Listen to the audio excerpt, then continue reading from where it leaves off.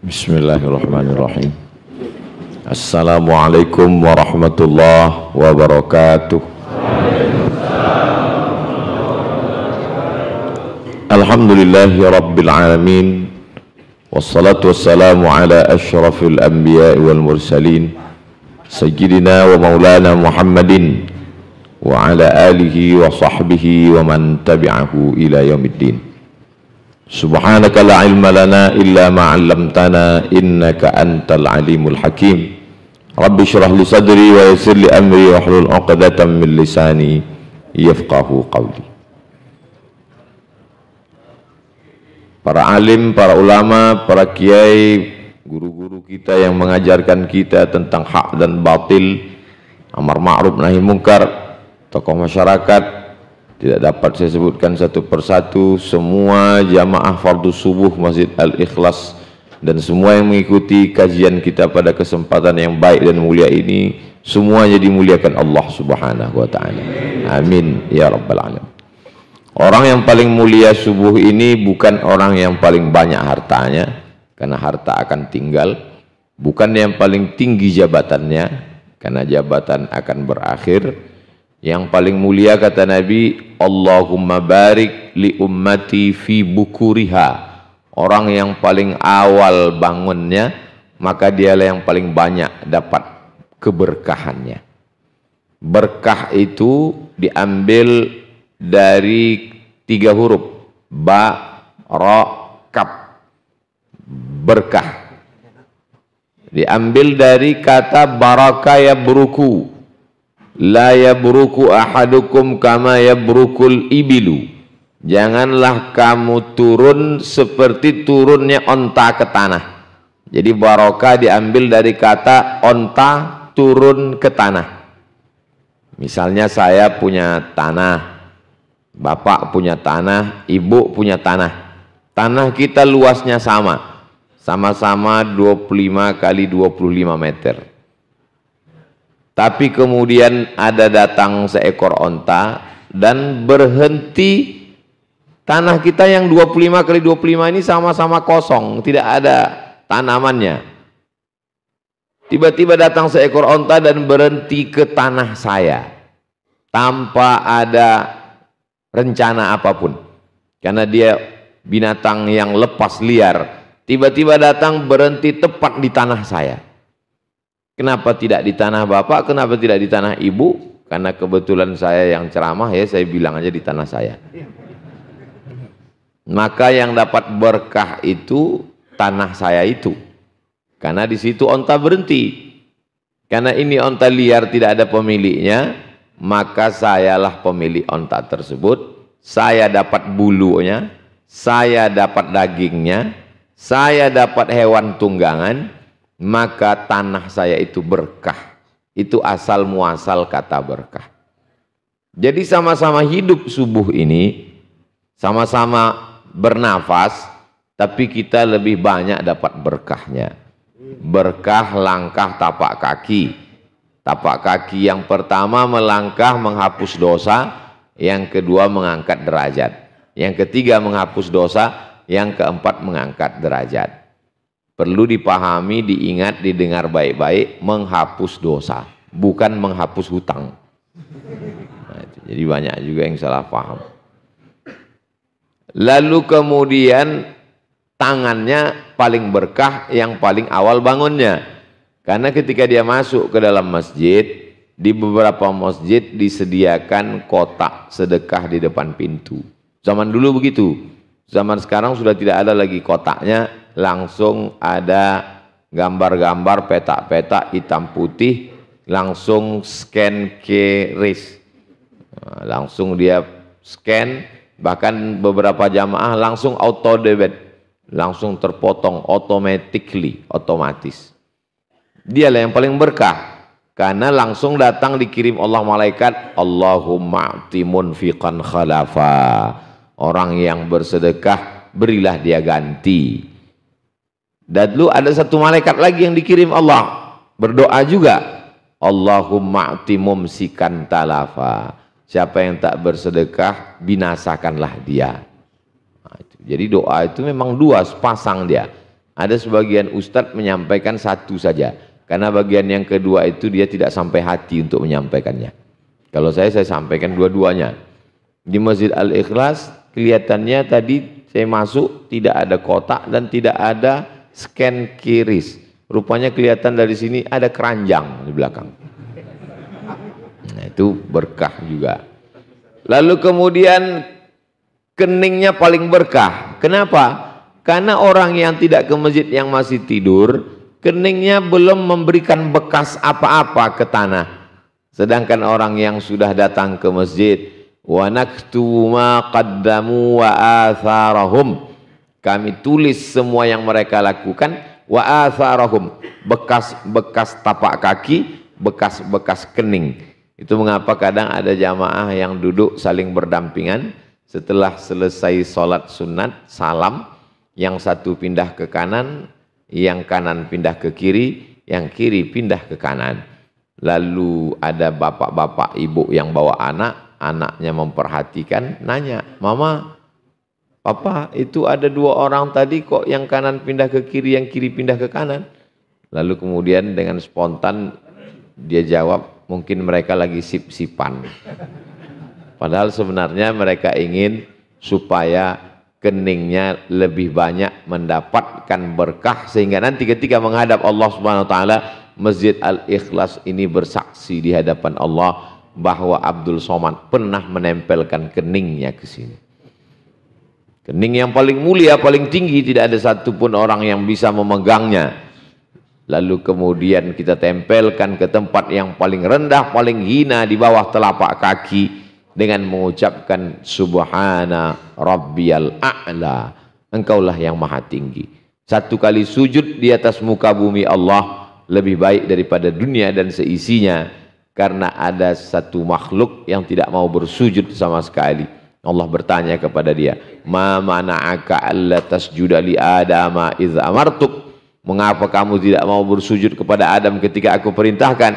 Langsung dia menjawab, "Khalaqtani min nar." Kau ciptakan aku dari api, wa khalaqtahu min tin. Sedangkan dia kau ciptakan dari tanah. Ana khairum minhu. Aku lebih baik daripada dia. Kalau bercerita tentang ilmu, tentu ilmu dia lebih banyak. Kenapa ilmu dia lebih banyak? Karena dia selevel dengan malaikat. Berarti ilmu malaikat sama dengan ilmu dia. Jadi kalau ada orang hari ini bangga dengan ilmunya, tapi tidak mau menempelkan keningnya ke lantai, berarti ini mereka ini masih satu mazhab, satu level dia. Tadi saya nanya sama Ami Prof, ini masjid apa? Masjid Al-Ikhlas. Mazhabnya apa? Pakai mazhab Nahdlatul Ulama atau Muhammadiyah? Katanya ini mazhabnya mazhab Muhammad NU. Oh. Lalu kemudian mazhab diambil dari kata zahab, jalan untuk pergi. Maka selalu diartikan sebagai aliran. Kita pergi menghadap Allah Subhanahu wa taala, ada jalannya. Disebut dia sebagai mazhab. Biasanya akidah disebut sebagai manhaj. Maka orang yang memahami bahwa agama ini sebagai jalan untuk menghadap Allah Subhanahu wa taala, satu-satunya jalan, jalannya cuma satu, innad dina indallahil Islam. Jalan menuju Allah itu cuma satu. Kata Nabi, dibacakannya ayat, wa anna hadza sirati mustaqima, jalanku ini lurus, la tattabi'us subula, jangan kau ikut jalan-jalan lain yang bercabang-cabang, fatafarraqa bikum an sabili, sehingga membuat kamu berpecah belah jauh dari jalan Allah Subhanahu wa taala.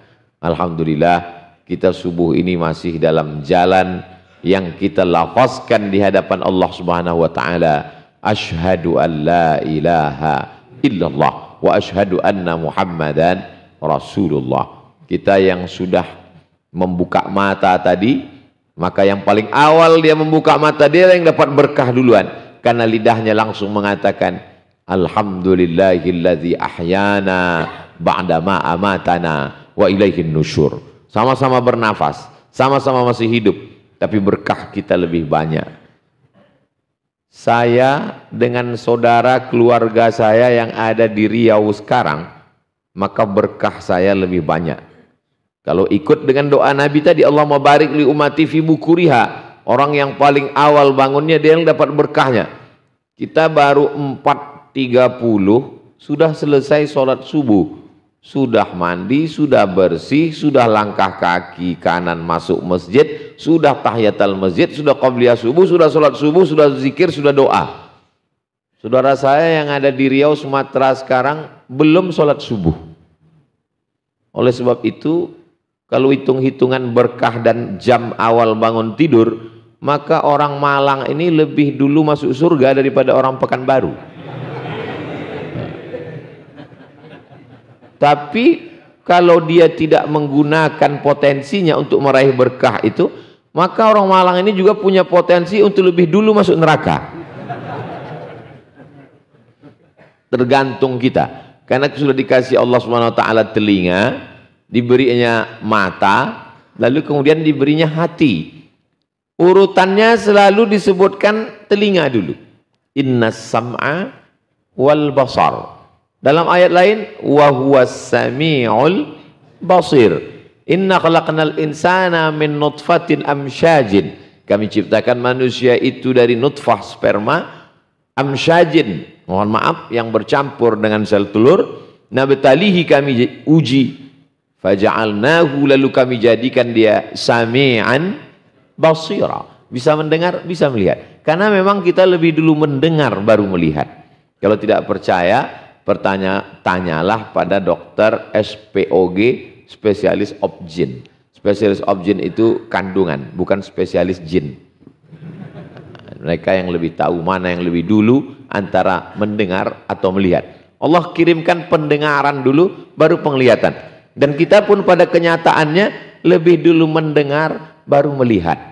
Makanya ketika saya diajak oleh artis hijrah bagi-bagi beras di salah satu, mohon maaf, panti saudara kita yang bisa mendengar tapi tidak bisa melihat.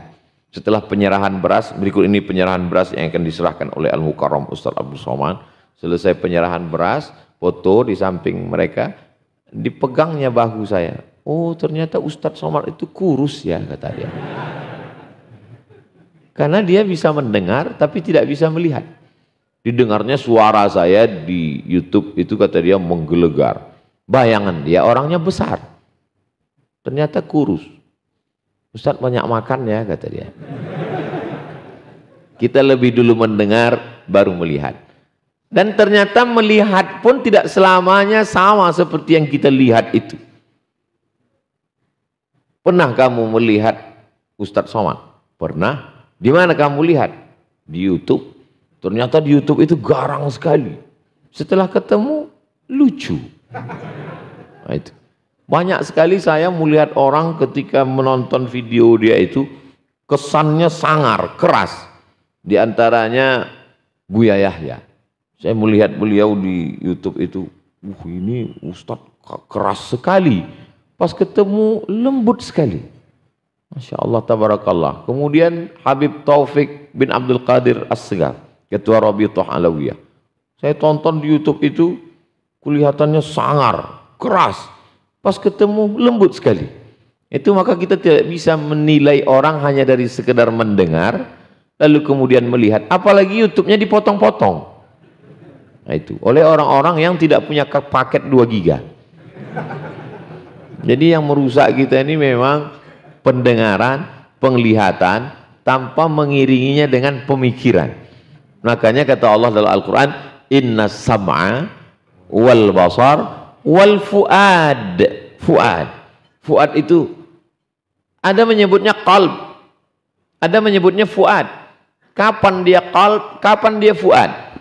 Qalb diambil dari 3 huruf, qaf, lam, ba, qallaba, berbolak-balik, maka dia disebut dengan qalb. Makanya kita meminta supaya yang berbolak-balik itu jangan berbolak-balik. Ya muqallibal qulub, engkau yang membuat dia berbolak-balik, tsabbit qalbi, kokohkan dia supaya jangan berbolak-balik. Salat subuh apa enggak? Salat subuh apa enggak? Salat subuh apa enggak? Salat subuh enggak? Salat subuh enggak? Salat subuh enggak. Minta supaya dia jangan berbolak-balik. Tapi ada masanya dia sudah tidak lagi berbolak-balik, maka dia disebut dengan fuad. Nabi Muhammad SAW itu disebut dengan fuad.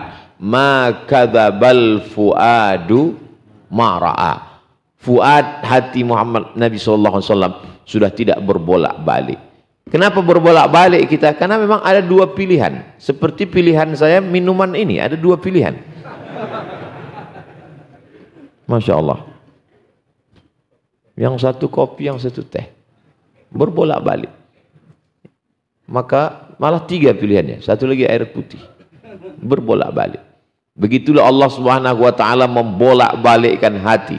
Jadi kalau ada orang yang hatinya sudah tidak berbolak-balik antara makan haram, riswah, korupsi, sogok dengan makan uang yang bersih. Saya ini Pak Ustadz, hati saya sudah tidak berbolak-balik. Kenapa? Karena saya hanya mendapatkan yang bersih saja. Kenapa Bapak bisa tidak berbolak-balik? Apakah Bapak sudah sampai ke level fuad itu? Bukan, karena memang tidak ada kesempatan. Memang tidak ada. Jadi orang yang disebut kuat itu adalah ketika dia punya potensi untuk berbolak-balik. Dan dia bisa istiqomah dalam satu pilihan dengan kekuatan yang luar biasa. Dan yang bisa fuad itu insya Allah adalah jamaah yang hadir subuh ini. Karena dengan segenap kemampuannya dia punya pilihan untuk tetap bertahan di bantal.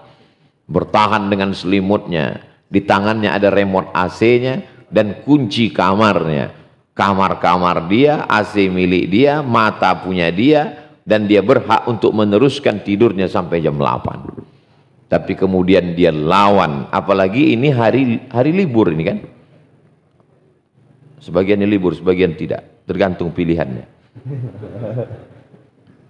Di saat orang membalaskan sakit hatinya pada saat kerja, dia mesti ikut aturan kantor tempat bekerja, masuk jam sekian sampai jam sekian. Inilah masanya hari pembalasan. Dibalaskan tidur sampai jam 8, jam 9. Istrinya bertanya, "Mas, kamu enggak sholat tanggal merah?" Maka hari ini kita menggunakan semua potensi, dari mulai mata sampai telinga sudah mendengar, sampai hati merenung, kaki melangkah, tangan bersedekah, maka kitalah pemilik keberkahan. Makanya kalau ketemu sama orang itu dimintakan berkahnya. Assalamualaikum warahmatullahi wabarakatuh. Barakah. Kalau satu, barakatuh. Kalau jamak, barakatuh. Berkah, berkah, berkah. Berkah hartamu, berkah anakmu, berkah keluargamu, berkah istrimu, berkah kerjamu, berkah uangmu, berkah duniamu, berkah usiamu, berkah akhiratmu. Makanya ketemu orang, lahir anaknya, yang kita mintakan berkahnya.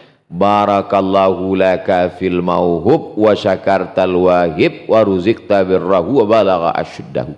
Semoga anakmu ini berkah. Ketemu dua mempelai laki-laki dan perempuan duduk bersanding, yang dimintakan berkahnya. Barakallahu lakuma wa baraka alaikuma wa jama'a bainakuma fi khair. Ketika ada orang bersedekah, berwakaf, yang dimintakan hartanya itu berkah. Barakallahu laka fima a'taita wa barakallahu laka fima abqaita wa ja'alaka laha wa ja'alaha laka tahuran. Berkah. Kenapa yang dimintakan itu berkah? Bertambah umurnya. Barakallahu laka fi umrik. Semoga Allah berikan berkah pada usiamu. Kenapa yang dimintakan itu berkah? Karena berkah ziyadatul khair, lebih dari semestinya. Mestinya uang itu hanya cukup untuk 1 bulan. Menurut perhitungan upah minimum regional, memang dia bertahan hanya untuk 1 bulan. Tapi karena keberkahan, bisa anaknya kuliah S1, S2, bisa dia menabung berangkat pergi umrah, bisa pula mengalir sesudah kematiannya menjadi amal jariah karena dia sempat berwakaf, berinfak dan bersedekah. Ada berkahnya. Ada orang yang uangnya 10 kali lipat daripada orang tersebut, tapi hanya dipakai 2 malam selesai. Orang sarapannya nasi lontong, nasi uduk, dia sarapan sabu-sabu. Yang dipakai 2 malam selesai. Tidak ada berkahnya. Maka yang kita cari umur ini berkah. Umat Nabi Muhammad SAW itu letak kemuliaannya pada keberkahannya itu. Kalau dia dapat malam yang penuh berkah itu, inna anzalnahu fi lailatin mubarakah. Kami turunkan dia pada malam yang penuh dengan berkah. Kalau dapat berkahnya, Lailatul Qadri khairum min alfi syahri. Lebih baik daripada 1000 bulan. Kenapa? Karena dia malam yang penuh dengan keberkahan. Jadi kalau ada orang bangga menjadi umat Nabi Nuh, Nabi Nuh itu meninggalnya umurnya 950 tahun. Bayangkan kalau kita umur 950 tahun, berapa kali ganti KTP, lama sekali itu hidup. Nabi Muhammad SAW katanya umur umat dia itu baina sittina wa sab'in, antara 60 dan 70. Sedikit sekali yang melampaui itu. Zaman Nabi itu, zaman sahabat begitu. Zaman kita sekarang tidak sampai, baru 50 sudah datang macam-macam, jantung koroner, diabetes meletus, asam urat. Mohon yang kebetulan penyakitnya sama persis seperti yang saya sebutkan, jangan tersinggung, karena saya nggak tahu. Beberapa jamaah banyak tersinggung mendengar ucapan ustadz, akhirnya dibawa ke hati, setelah pulang meninggal. Jadi prinsip, karena kalau kita bawa ke perasaan, kenapa ya seolah-olah semua yang diucapkan ustadz itu kok tertuju ke saya gitu, kok dia tahu ya gitu. Padahal sebenarnya ustadz itu nggak ada niat macam-macam, dia hanya ngomong kebetulan kena ke kita. Jadi ketika mengaji itu memang betul-betul niatnya itu berangkat itu Bismillah tawakkaltu 'alallah la haula wala quwata illa billah. Hanya saja kadang penempatan jam itu tidak tepat, sehingga ustadz itu tidak tahu dia kapan tausiah itu mesti berakhir. Jamaahnya juga penuh dengan penderitaan. Di rumah menderita, di kantor menderita, di jalan menderita, rekening menderita. Akhirnya ustadz itu menjadi pelengkap penderitaan. Saya pernah tausiah, itu di atas meja itu dibuat lampu 3 warna. Ada merah, ada hijau, ada kuning. Saya sangka meja itu pernah dipakai untuk musabaqah tilawatil Quran. Sehingga lampu itu dipakai, belum sempat nyopot, dipakai untuk ceramah. Saya tanya pengurus, ini bekas MTQ kemarin? Enggak Pak Ustadz. Terus lampu ini untuk apa? Memang bagi Ustadz yang ceramahnya terlalu panjang kami kasih kode. Kalau udah lewat hidupkan kuning, tet, ya, gitu.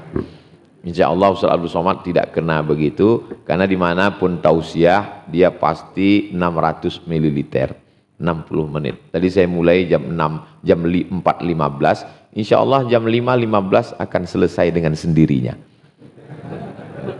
Itu yang biasanya minumannya pakai botol, tapi yang 3 serentak begini baru kali ini. Nah ini memang Masjid Al-Ikhlas ini luar biasa.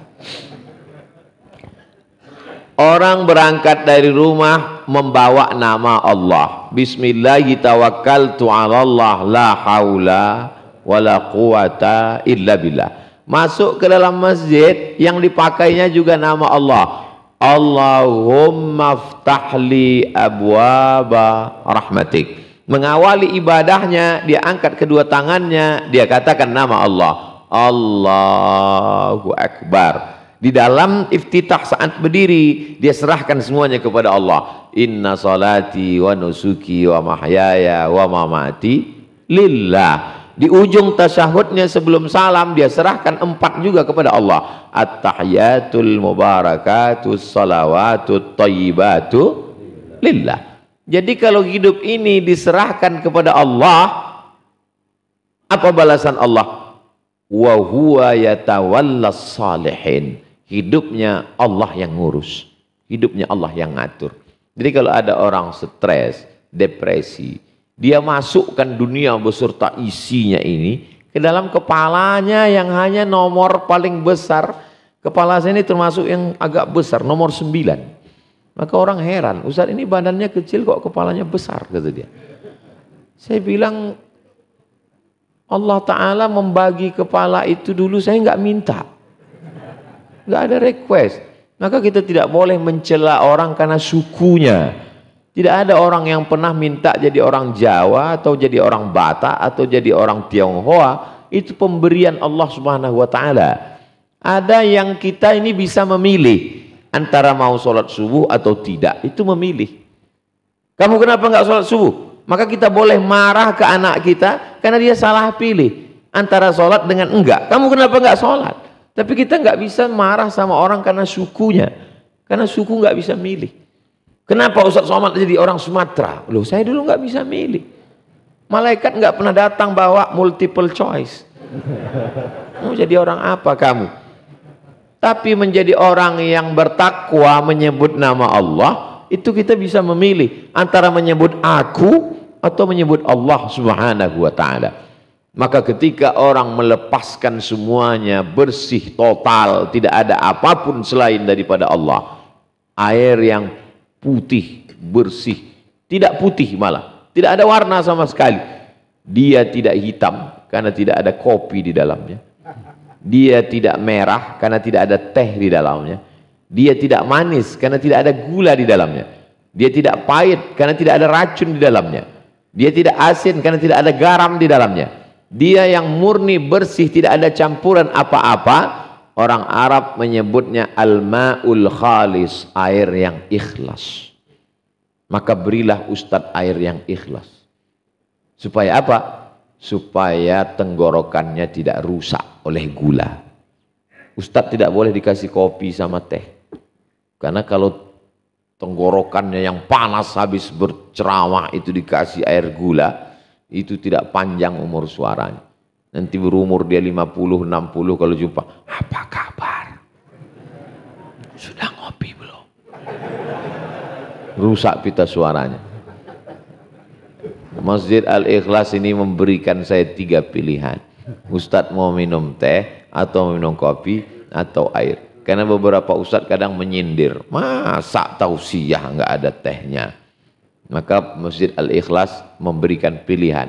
Tapi di antara yang paling bersih, paling tulus, paling ikhlas, al-ma'ul khalis. Air ikhlas itu karena tidak tercampur dengan apapun, disebut dia dengan air yang ikhlas. Kita selalu menyebutnya air mineral.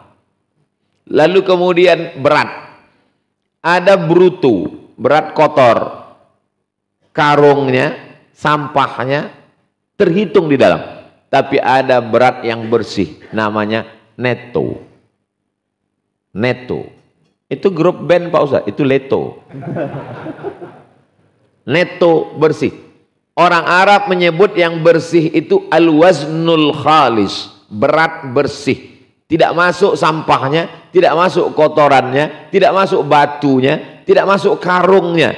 Neto berat bersih, al-waznul khalis. Ada air, dia keluar, tidak tercampur dengan darah.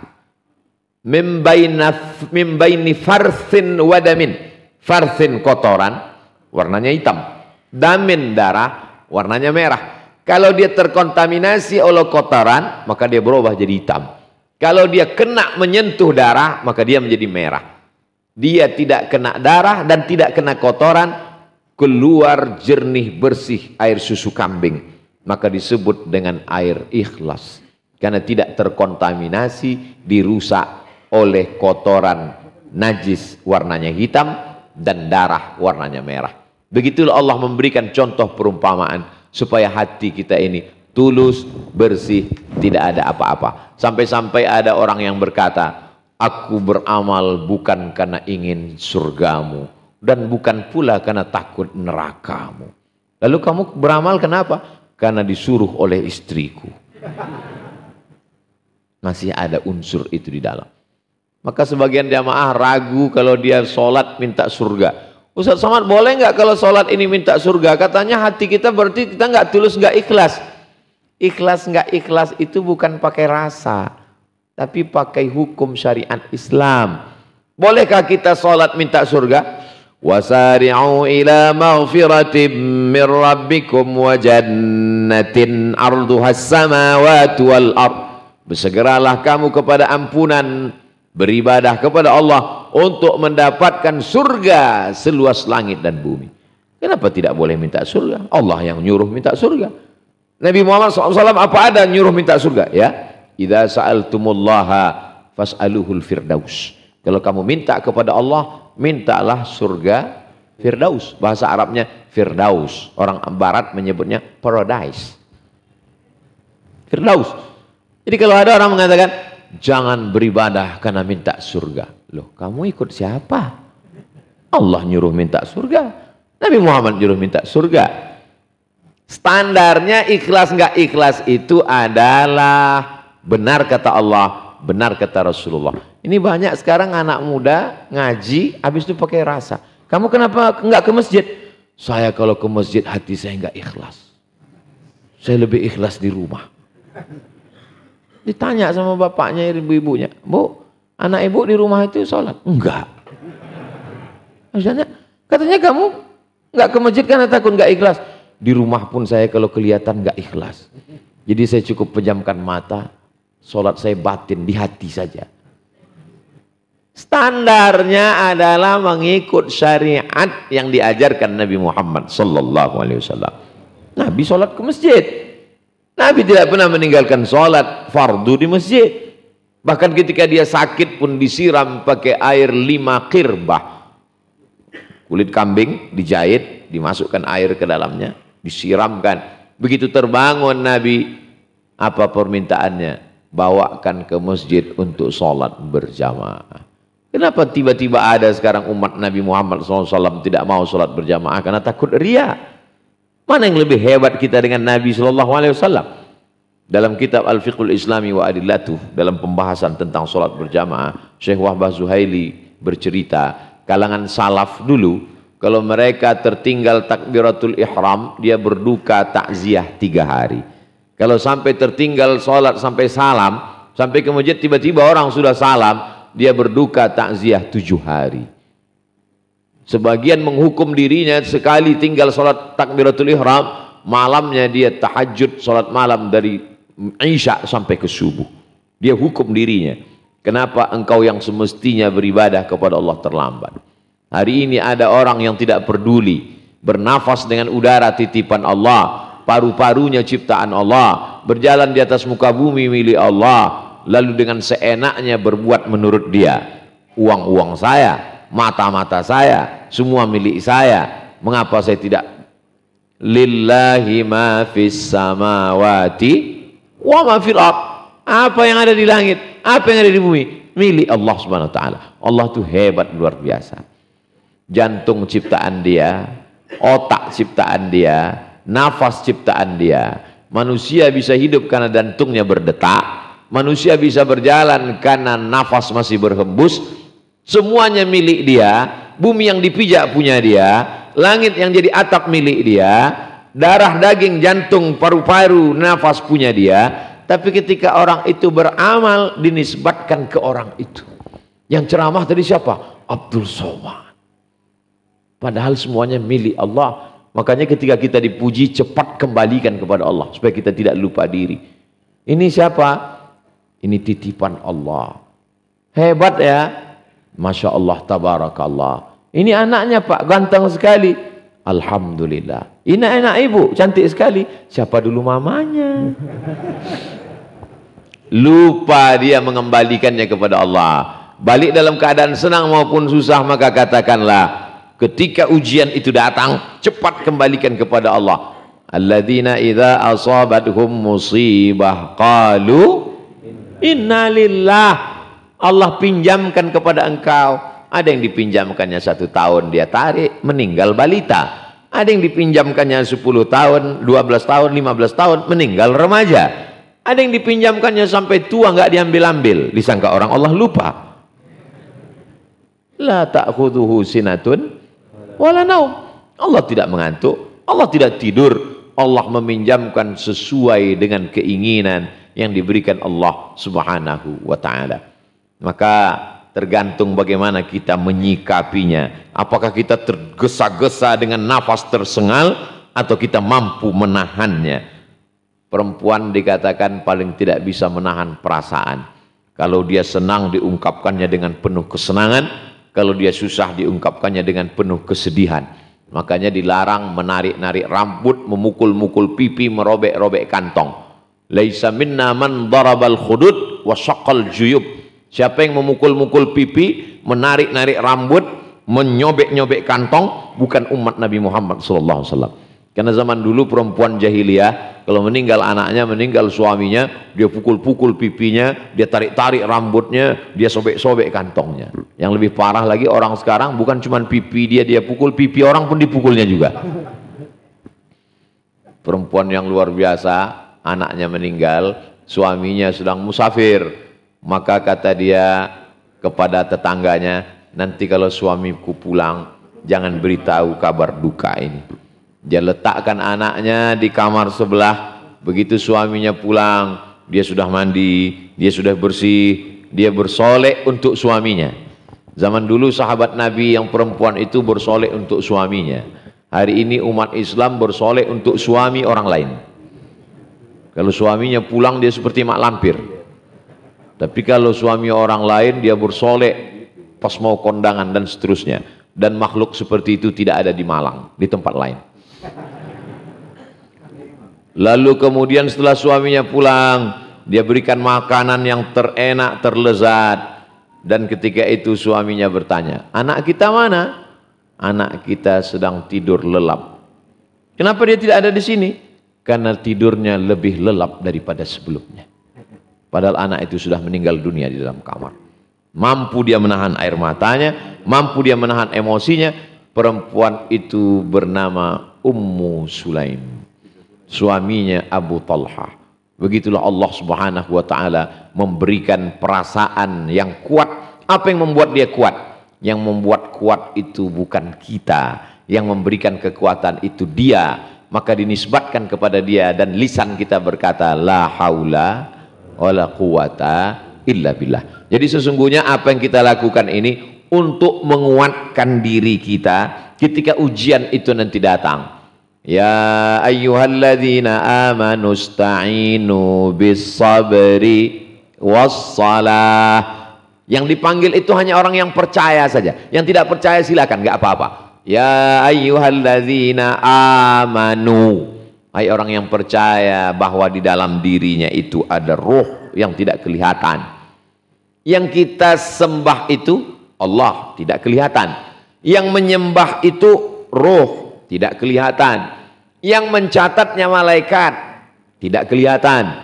Surga Jannatul Firdaus, tidak kelihatan. Orang sekarang mau yang kelihatan. Benda yang kelihatan itu disebut dengan materi. Orang yang hanya percaya kepada yang kelihatan disebut dengan materialism. Jadi saya ketemu dengan salah satu mu'alaf yang pernah mencoba semua agama. Jadi dia anggap agama ini ya seperti beli pakaian di mall lah. Tes ini enak ini. Kenapa kamu pilih Islam? Kata dia, ada satu yang beda dengan yang lain. Apa bedanya? Di Islam ini Tuhannya nggak kelihatan. Jadi bagi saya menarik dia kalau nggak kelihatan. Yang lain kelihatan katanya. Nah, itu. Ketika seseorang itu meyakini bahwa yang tidak kelihatan dalam dirinya roh, menyembah yang tidak kelihatan, mengharapkan pahala yang tidak kelihatan, dicatat oleh yang tidak kelihatan, akan masuk ke alam yang tidak kelihatan, maka itu disebut dengan iman. Hanya orang yang percaya saja. Ya ayyuhalladzina amanu ista'inu, minta tolonglah kepada Allah bis sabri, dengan sabri. Sad ba ra, sabr. Kalau kita ketik di Google nabatus sabri, tanaman sabar, keluar pohon yang airnya pahit, dilihat tidak menarik, itu adalah sabar, pohon kaktus. Sabar itu kaktus, dilihat tidak enak. Sabar itu bukan mawar. Sabar itu kaktus, dilihat tidak enak, jangan dekatkan ke hidung, bengkak, airnya pahit. Sabar itu pahit. Sabar itu pahit, berat Pak Ustadz. Iya, karena balasannya surga. Kalau ringan, balasannya cuma kipas angin sama rantang. Makanya kata Allah, ya ayyuhalladzina amanu, hai orang yang percaya kepada Allah, ista'inu, minta tolonglah kamu kepada Allah bis sabar, dengan sesuatu yang pahit. Tapi makna lain dari kata sabar adalah menahan. Karena orang sabar itu mampu menahan tangannya untuk tidak memukul pipi, merobek baju dan menarik rambut. Mampu menahan lidahnya untuk tidak menghujat. Kenapa suami saya yang meninggal? Kenapa bukan suami tetangga saya yang nggak sholat? Itu nggak boleh. Dia mampu menahan pikirannya untuk tidak berkata macam-macam, mampu menahan hatinya. Satu yang tidak bisa ditahan, air mata. Tak ada orang yang bisa menahan air mata. Makanya ketika Ibrahim, anak Nabi SAW, dari perempuan bernama Maria Al-Qibtiyah, perempuan dari Mesir, meninggal umur 18 bulan, meleleh air mata Nabi. Sahabat bertanya, "Ama tarda ya Rasulullah? Apakah engkau tidak ridha menerima takdir ini ya Rasulullah? Kenapa engkau menangis? Kenapa keluar air matamu?" Apa jawab Nabi? Ini tetesan air mata kasih sayang. Orang beriman itu kadang karena terlalu cinta. Berapa banyak saya ketemu dengan jamaah meleleh air matanya. Saat bersalaman, menggenang air matanya. Air mata kasih sayang. Air mata keharuan. Tapi ada juga yang disebut dengan air mata buaya. Buaya itu nggak ada pori-porinya. Kita kalau habis lari, berkeringat, maka cairan tubuh kita ini keluar melalui lubang. Buaya itu tidak ada. Kalau Bapak Ibu nggak percaya, pulang dari sini singgah ke kebun binatang, periksalah. Maka satu-satunya cara untuk mengeluarkan cairan keringatnya melalui satu lubang di celah matanya. Maka ketika dia berkeringat, keluar. Karena air matanya itu bukan karena perasaan, tapi karena keringat, maka disebut dengan air mata buaya.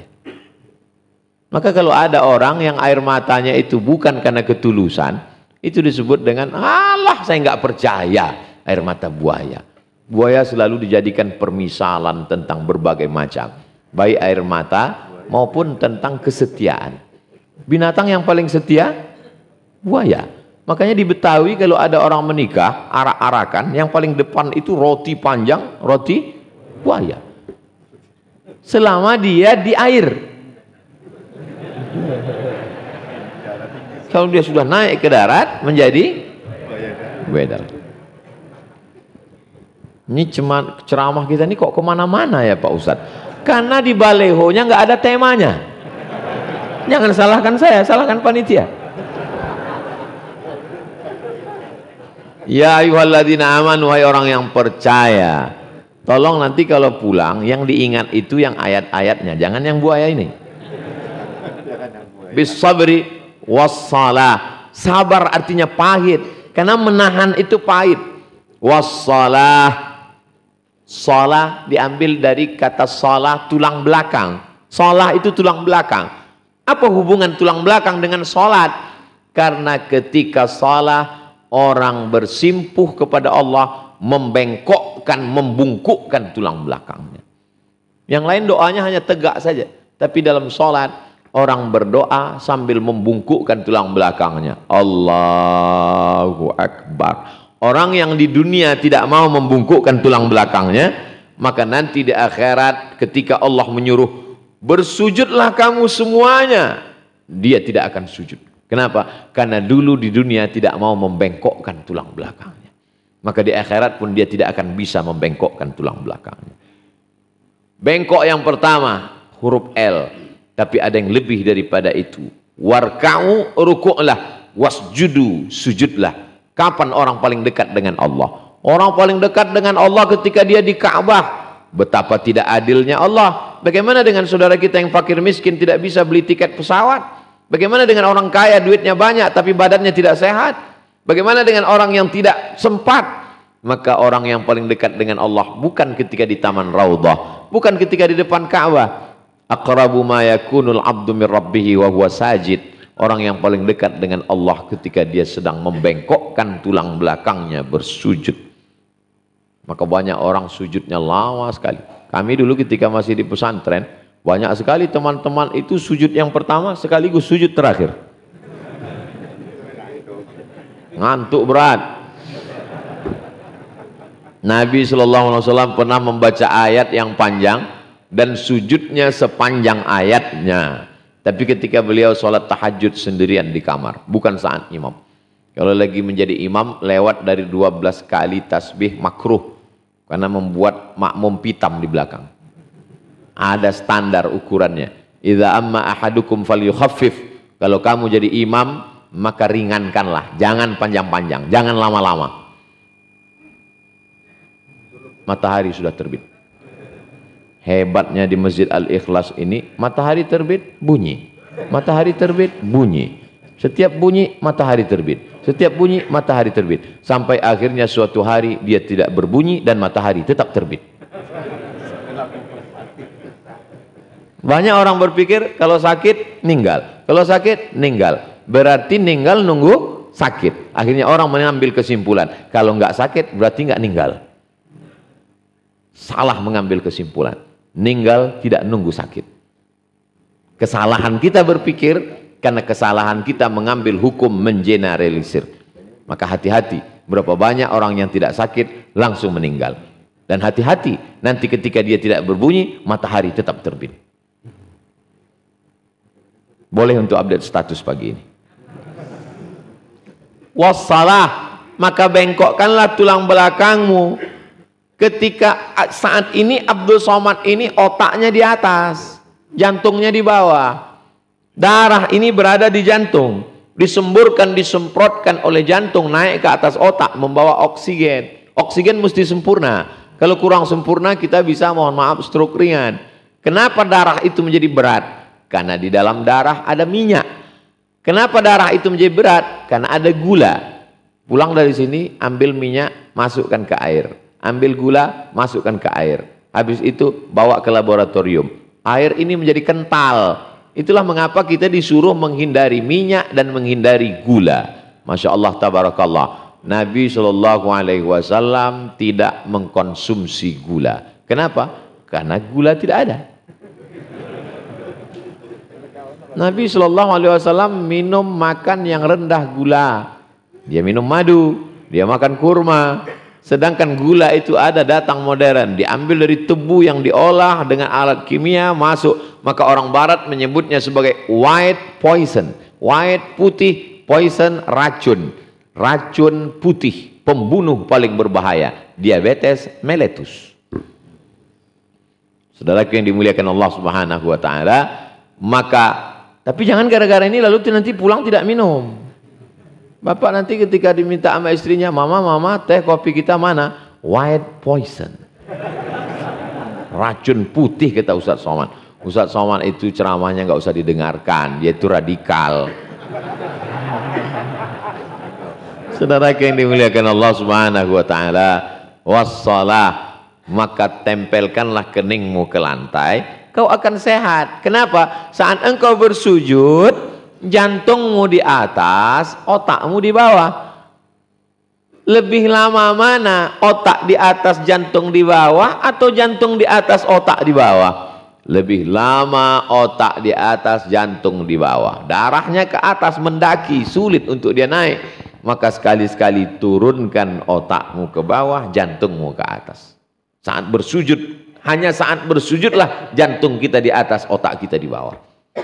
Enggak Pak Ustadz, teman saya itu setiap hari jantungnya di atas, otaknya di bawah. Kenapa kamu tahu? Ya teman saya itu otaknya di lutut. Itu enggak benar. Saudaraku yang dimuliakan Allah Subhanahu wa taala. Jadi gerakan-gerakan ini bukan dibuat-buat. Dari mana Nabi Muhammad tahu melakukan itu? Wa ma yantiqu 'anil hawa in huwa illa wahyu yuha. Ini semuanya datang dari Allah Subhanahu wa taala. Mereka mengatakan ini buatan dia, sahir, tukang sihir, kadzab, tukang bohong, asatirul awwalin, tukang dongeng. Dibantah Allah. Yasin, Muhammad sallallahu alaihi wasallam. wal Qur'anil Hakim, demi Al-Quran yang penuh dengan kebijaksanaan. Innaka laminal, sesungguhnya engkau adalah salah satu dari Rasul yang diutus Allah Subhanahu wa ta'ala. Ada Rasul itu yang ibadahnya berdiri aja, nggak pakai rukuk, nggak pakai sujud, sampai-sampai dia meninggal saat sedang beribadah berdiri. Tidak ada satupun yang berani mengganggunya, sampai akhirnya dia terjatuh karena tongkatnya dimakan rayap. Nabi Sulaiman alaihissalam, raja dari segala raja, jin Ifrit, rajanya jin pun bersimpuh sujud kepada dia. Ya ayyuhal mala'u, wahai pasukan bala tentaraku, ayyukum ya'tini bi'arsyiha qabla an ya'tuni muslimin. Siapa yang bisa membawa singgasana Ratu Bilqis dari Yaman ke Palestina sebelum Bilqis sampai? Ini Ratu Bilqis sudah di jalan ini, tidak lama lagi akan sampai ke Palestina. Nabi Sulaiman ingin memberikan kesan yang luar biasa supaya nanti ketika Bilqis sampai dia heran. Wow, amazing. Kenapa kursi saya sudah sampai duluan? Pakai paket pengiriman apa? Hai bala tentara, siapa di antara kalian yang bisa membawa kursi Bilqis dari Yaman ke Palestina? Wa qala ifritum minal jin, berkatalah jin Ifrit, ana atika bihi, aku sanggup membawa kursi Bilqis dari Yaman ke Palestina. Qabla an, berapa lama? Qabla an taquma mim maqamik, sebelum engkau tegak dari tempat dudukmu. Waktu itu Nabi Sulaiman sedang duduk. Sebelum kau tegak Sulaiman, kursi Bilqis sudah sampai. Jin, induknya jin, raja jin bersimpuh sujud takut kepada Nabi Sulaiman alaihissalam. Makanya Nabi Sulaiman itu disebut dengan raja di raja. Orang barat menyebutnya dengan King Solomon. Bahkan ada yang mengatakan kerajaannya sampai ke Indonesia, di Yogyakarta. Namanya Sleman. Biasa. Kehebatan Nabi Sulaiman alaihissalam. Ibadahnya hanya berdiri saja. Tapi ada Nabi yang ibadahnya bersujud saja. Itulah dia Nabi Isa alaihissalam. Maka beberapa saudara kita yang mengaku ikut Nabi Isa, begitu sampai di suatu tempat dia langsung sujud. Ibadah Nabi Muhammad SAW menggabungkan semua ibadah nabi-nabi, dikomplitkan di dalam risalah syariat Islam. Al-yawma akmaltu lakum dinakum, hari ini kusempurnakan, wa atmamtu alaikum ni'mati wa raditu lakumul Islam madinah. Makanya sholat kita ini ada berdirinya, ada rukuknya, ada sujudnya, ada duduk antara dua sujudnya, ada salamnya, ada mandang kanan kirinya, perfect, sempurna, secara kesehatan sempurna, secara fisik sempurna, secara zahir, secara batin pun sempurna. Karena ketika Nabi Muhammad SAW Isra Mi'raj, beliau melihat malaikat-malaikat. Ada malaikat yang dari sejak diciptakan sampai hari ini sujud nggak pernah bangun. Ada malaikat yang rukuk nggak pernah tegak. Ada malaikat yang tegak nggak pernah duduk. Ada malaikat yang hanya berputar di samping Al-Baitul Ma'mur. Subhanallah walhamdulillah wa la ilaha illallah wallahu akbar. Dan semua malaikat bertasbih. Makanya kadang jamaah ini saya heran juga kalau dia nanya, Ustaz Somad saya mau nanya. Iya, wahyu kan sudah habis. Betul. Jadi malaikat Jibril itu berarti pensiun sekarang.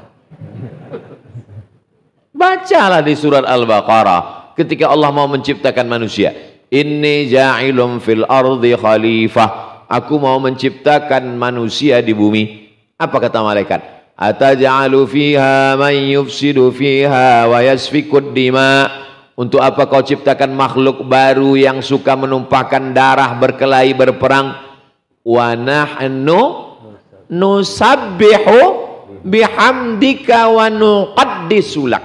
Sedangkan kami makhluk yang bertasbih mensucikan. Jadi apapun malaikatnya, pokoknya dia bertasbih. Makanya ketika kita bertasbih, kita selevel dengan malaikat. Subhanallah walhamdulillah wa la ilaha illallah wallahu akbar. Subhanallah walhamdulillah wa la ilaha illallah wallahu akbar. Makanya siapa saja yang bertasbih, amalannya berat seperti amalan malaikat. Kalimatani, dua kalimat. Khafifatani 'alal lisan, ringan di lidah. Thaqilatani fil mizan, memberatkan mizan timbangan hari kiamat. Habibatani ilar rahman, disukai Allah. Karena amalan tasbih itu amalan malaikat. Subhanallah walhamdulillah. Subhanallah bihamdihi subhanallahil azim. Ada yang pakai irama, subhanallah walhamdulillah. Ada yang bersuara tapi nggak pakai lagu, subhanallah subhanallah. Ada yang nggak bersuara sama sekali, nggak masalah, nggak usah dipertentangkan masalah itu. Dulu memang pernah kelahi kami di masjid kami, Pak Ustadz. Yang satu katanya mesti jahar, subhanallah subhanallah. Yang satu katanya mesti sir. Alhamdulillah sekarang udah nggak kelahi lagi. Kenapa? Karena sama-sama nggak ke masjid lagi. Ada apa dengan kita? Masing-masing ada dalilnya, kita berlapang dada menerima perbedaan. Udah tahu teman ini tasbihnya nggak bersuara, sir. Dan dia yang satu ini jahar. Kita amalkan saja, kita ikhlas, kita urus diri kita. Ngapain kita urus orang? Ini malah ngurus yang memaksa supaya yang sir jadi jahar, malah ngejek. Subhanallah, subhanallah. Kita ini beramal karena Allah, apa karena manusia? Lagi-lagi meluruskan niat kepada Allah Subhanahu wa taala. Makanya dikatakan innamal a'malu binniyat wa innamal likulli imri'in ma nawa. Semua sesuai mendapatkan dengan niatnya. Bahkan hebatnya, niyatul mu'mini khairum min amalihi. Niatnya orang beriman lebih baik daripada amalnya. Kenapa? Karena amal itu bisa dimasuki riya. Di antara kita ini semua, yang paling riya itu saya. Karena yang ngomong saya, yang direkam saya, yang diupload saya, yang dipuji saya, yang diundang saya. Maka saya khawatir amal saya ini sudah habis. Dihabiskan oleh viewer, follower, dan subscriber. Tapi karena saya yakin dan percaya bahwa semua orang baik ini mendoakan saya. Itulah yang membuat saya masuk surga. Saya masuk surga bukan karena ceramah saya ini. Saya sadar itu. Saya masuk surga bukan karena ilmu saya. Saya masuk surga bukan karena titel saya. Saya masuk surga karena doa saudara-saudara saya. Mereka ini, orang Malang ini kalau masuk surga, yang pertama mereka tanya, Ustaz Somad di mana? Mereka sangat penasaran. Karena Ustaz Somad ini kan sebagian bilang udah masuk neraka. Mereka penasaran, betul apa enggak gitu. Mereka nanya, ya malaikat, iya. Ustaz Somad kok enggak kelihatan? Kata malaikat, dia sudah lama nunggu kalian di VVIP. Amin kan? Amin. Itu hanya cara saya supaya saya mendapatkan amin dari orang-orang baik. Saat mereka mengatakan amin, terbuka pintu-pintu langit. Itu namanya trik.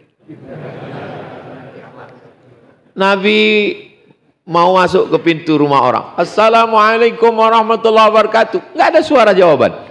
Assalamualaikum warahmatullahi wabarakatuh. Diam. Assalamualaikum warahmatullahi wabarakatuh. Baru terdengar dari balik pintu. Waalaikumsalam.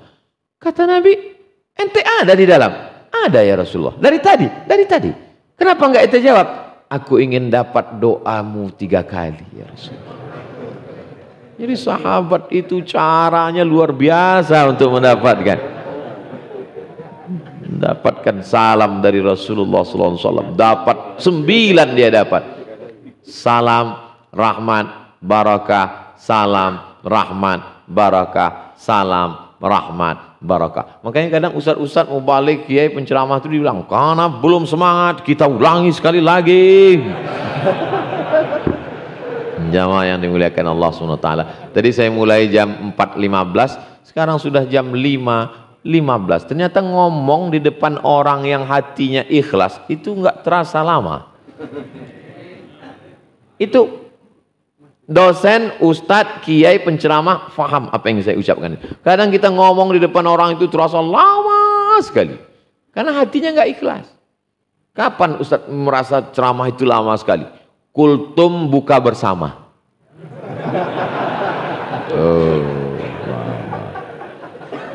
Karena jamaah itu nggak ada yang peduli pada pengajian. Dia mikir ada kolak enggak ya, ada enggak.